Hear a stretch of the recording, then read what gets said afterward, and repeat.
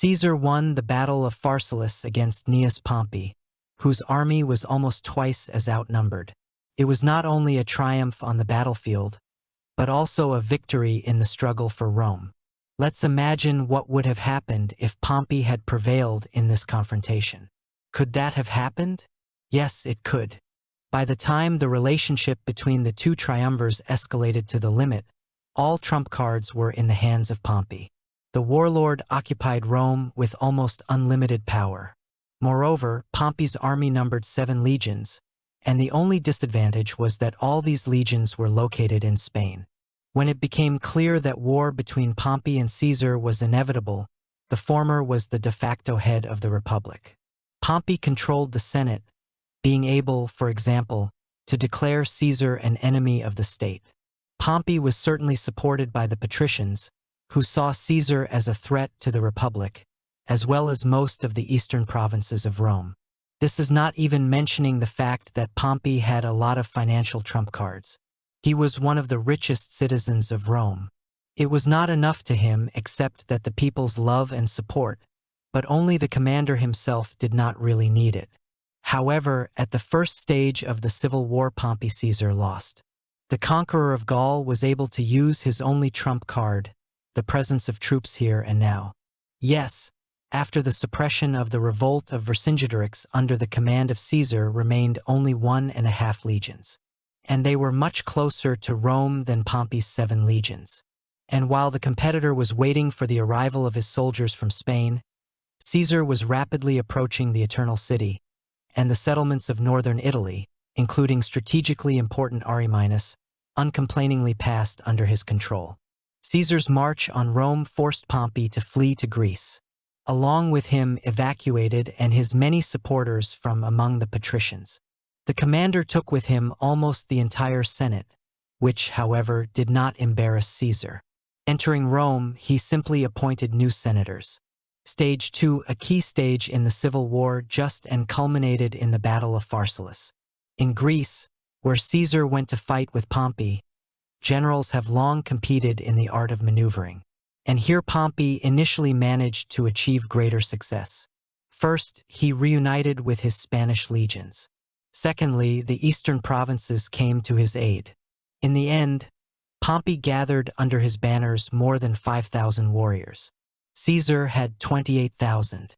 In addition, Pompey's army was much better supplied. It eventually managed to trap Caesar. At Pharsalus, Pompey took a position that deprived the enemy army of any chance of retreat or escape.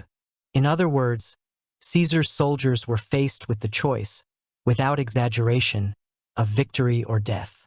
This ultimately played against Pompey, for it allowed his rival to raise the morale of his soldiers.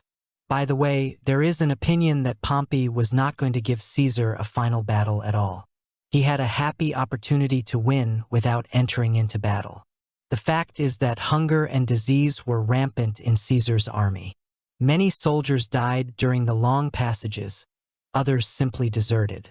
Another 2 or 3 months of maneuvers, and Caesar would have been left without troops.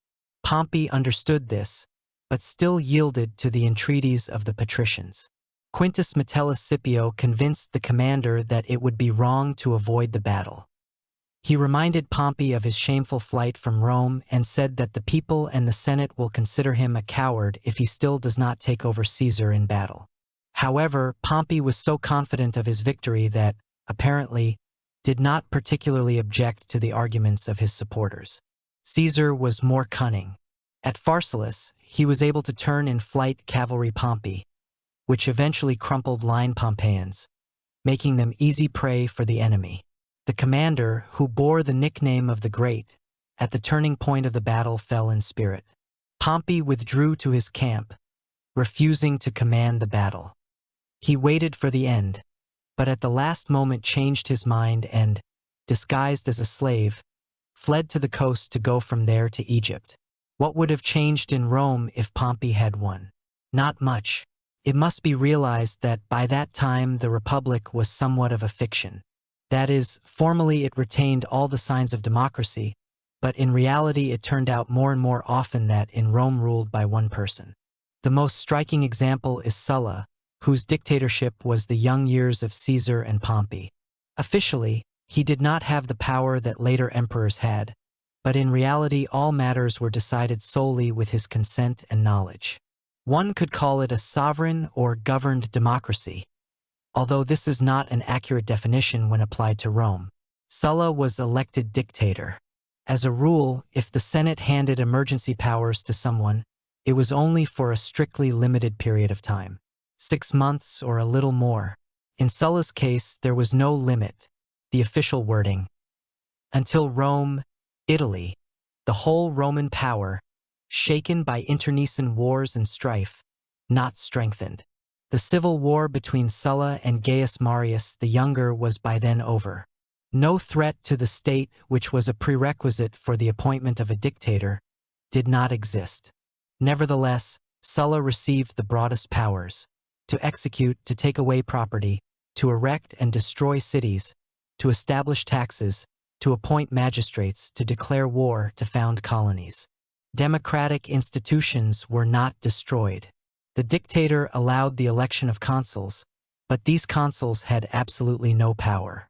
To something similar clearly aspired in Caesar and Pompey, and a little earlier, and the third member of the triumvirate, Marcus Crassus. At the time of the alliance, each of the three was strong enough to claim power, but not strong enough to take it. In other words, if any one of the three generals had gone up against the Senate alone, the other two would have stood up to defend the Republic, leading to the collapse of the loner.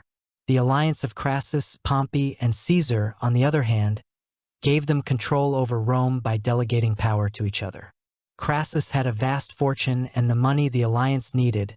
Pompey was the most celebrated general at the time and had considerable political clout. Younger Caesar had the support of both the people and the patricians, because he represented one of the noblest Roman families. Another thing that such an alliance could not exist forever, and after the death of Crassus in the war with Parthia became clear that one day Pompey and Caesar will converge in the struggle for power. Yet Caesar, having defeated Pompey and occupied Rome, did not abolish the Republic. He certainly gained dictatorial powers for life like Sulla, but he did not accomplish what his grandnephew Octavian Augustus later did. Apparently Caesar did not consider the option of turning the Republic into an empire.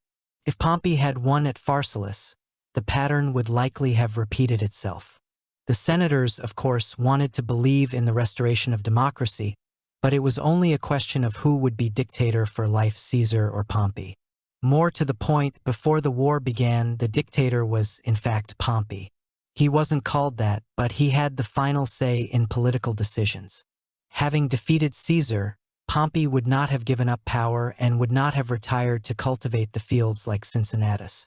On the contrary, the commander would have no need for the senators and pesky patricians who fought for the Republic.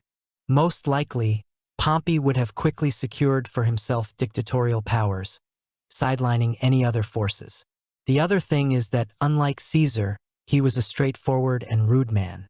He did not come from an ancient and noble family of Julius, but from a plebeian family, which, however, much achieved. Pompey's father Gnaeus Strabo was a military commander and even held briefly the post of consul.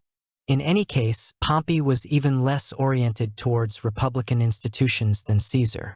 Given full power, he could have abolished the Senate and the election of consuls altogether. When it comes to dictatorship, at some point the question of a successor becomes very acute. Pompey had 2 sons, who strongly disliked each other and were not particularly talented. Both nevertheless had a certain influence on both politicians and soldiers. However, behind the back of Pompey did not loom the figure of a young genius of intrigue and backstage wars, as it was Caesar. It took Octavian a very long time to defeat Mark Antony. They had to put up with each other for a long time. At some point Antony and Octavian made up their triumvirate with a completely fictitious and puppet third figure, Marcus Aemilius Lepidus, whose role in politics since the founding of the alliance began to tend to zero. Nevertheless, such an alliance made it possible to postpone direct conflict. In the case of Pompey's sons, this would probably not have been the case. Gnaeus the Younger and Sixtus would not have delayed a showdown. It is quite possible that, Seeing their quarrels, the senators would have supported some third force conditional Brutus and Cassius.